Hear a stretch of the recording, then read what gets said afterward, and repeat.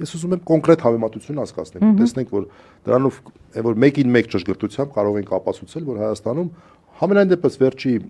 տարի ու կեսվա մեջ եղել է լրջագույն հետընթաց։ Տղաների իմնեմնիմի 1 գործը 2024 թվականի մարտ եւ իմնեմնիմի 2 գործը 2025 թվականի նոյեմբեր։ Այդ համեմատենք։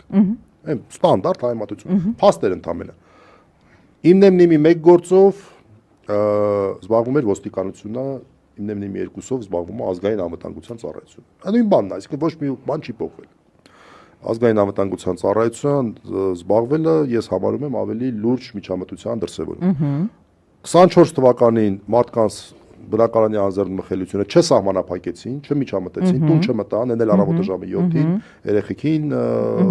դիվադաթաներ անելով էլ մի խոսքով, դա պրոբլեմա չէ, այսինքն մարդու տուն մտնելը արդեն իսկ նոր տեսակի ռեպրեսիա է։ 24 թվին դա չեղավ, 25 թվին դա եղավ։